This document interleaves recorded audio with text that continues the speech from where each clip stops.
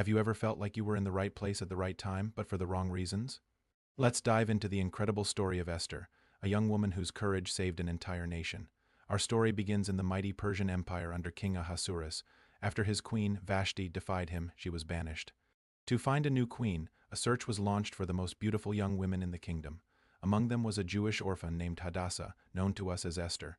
Raised by her cousin Mordecai, she was advised to keep her Jewish heritage a secret. When Esther was brought before the king, he was captivated. He loved her more than anyone, and placed the royal crown on her head. She was now the queen. Meanwhile, her cousin Mordecai, who sat daily at the king's gate, overheard a plot to assassinate the king. He told Esther, who informed the king, and the traitors were caught and executed. This heroic act was recorded, but for the moment forgotten. Soon after, the king promoted a wicked man named Haman. Haman demanded that everyone bow to him, but Mordecai, as a Jew, would only bow to God. Enraged, Haman didn't just want to punish Mordecai. He plotted to annihilate all the Jews in the empire. He manipulated the king into signing a decree to execute every Jewish man, woman, and child on a specific day. When Mordecai heard the news, he was devastated. He sent a message to Queen Esther, begging her to go before the king and plead for their people. But there was a deadly problem.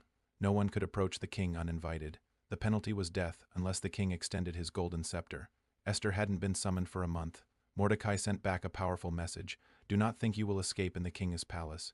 If you remain silent now, relief will arise from another place, but you and your family will perish. And who knows?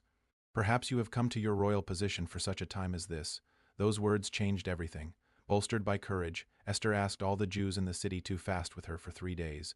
Then she declared, I will go to the king, which is against the law.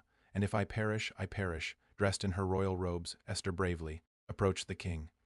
Miraculously, he was pleased to see her and held out his golden scepter. He asked what she wanted, offering up to half his kingdom. Instead of revealing her plan, she invited the king and Haman to a banquet, and then to another banquet the next day. That night, the king couldn't sleep. He had the royal records read to him, and was reminded of how Mordecai had saved his life and that he had never been rewarded. Just then, Haman arrived, eager to ask permission to hang Mordecai on the gallows he'd just built. The king asked Haman what should be done for the man the king delights to honor. Haman, thinking it was for himself, described a lavish public ceremony. The king then commanded, Hurry! Do all of this for Mordecai the Jew? The next day, at the second banquet, the king again asked Esther for her request. This time, she revealed everything. Let my life be given to me and my people, she pleaded, for we have been sold to be destroyed. The king was shocked. Who would dare do such a thing? He demanded.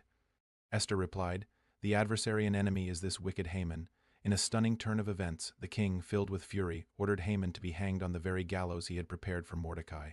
The king then gave Mordecai Haman's position and authorized a new decree, allowing the Jews to defend themselves. When the fateful day arrived, the Jews were victorious over their enemies. In celebration, they established the festival of Purim, a time of feasting and joy that is still celebrated today. Esther's story shows us that one person's courage can change the course of history. Thanks for watching. If you were inspired by this story, don't forget to like, share, and subscribe for more.